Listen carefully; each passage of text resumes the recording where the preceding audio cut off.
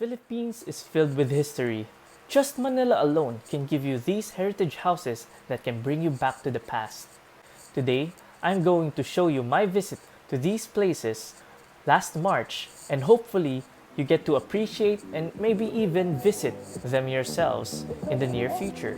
This is Fabian de la Paz of 2AR8 and you're watching Fortutech.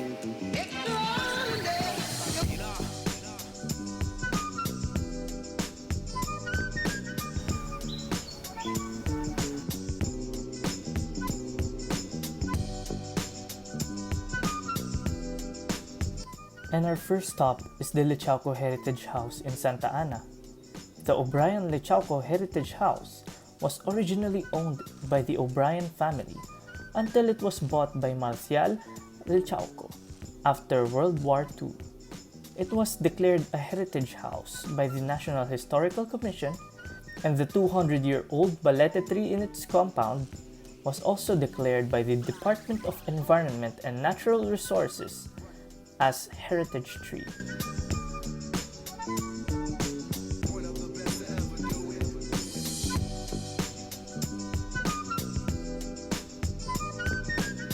Next stop, Jose P. Laurel House in Paco. This house in Peña Francia is one of the three houses owned by the President of the Second Philippine Republic, Jose P. Laurel, also known as Villa Peña Francia. Laurel purchased the house in 1926, but the house itself was originally built in the 1860s. This is evident in its bahay na bato style, where the ground floor consists of stones and masonry materials, while the upper floors are dominated with wooden materials and capiz shell windows.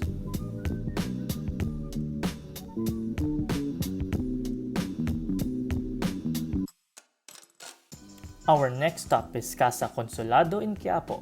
It was built in 1920s in the bahay na bato style. Don Jose Iturralde and his wife Doña Dominga Alvaro bought the house in the 1930s, which is why Casa Consolado is also known as the Iturralde Mansion.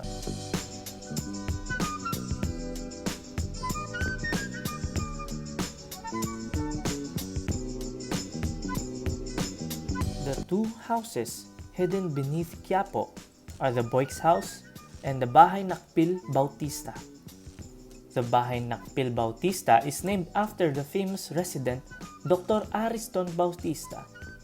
This well-connected doctor and his wife Petrona Nakpil were the ones who commissioned architect Arcadio Arellano to build the house in 1914.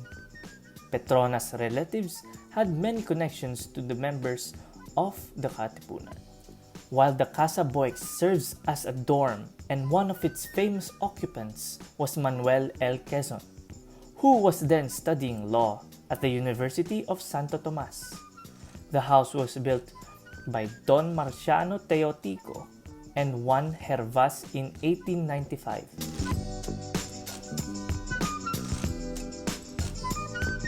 Last but definitely not the least is the birthplace of Antonio Luna in Binondo. This place is now very familiar with young people because of the movie that became an unlikely blockbuster. The house where he was born still stands along Kaale Ubistondo in the San Nicolas area. Unfortunately, the house is not in tip-top shape. Its original structure is still intact, but the capiz windows bears holes. That's it, guys. I hope you learned something new. It goes to show that you don't really have to go far to experience the history and the heritage that we already have here in Manila. These are one-of-a-kind hidden gems inside Manila, and I hope we get to see more of those be renovated and bring back to its former glory. Which one is your favorite? Curious to know your thoughts? Comment down below, and I hope to see you soon again. Bye-bye.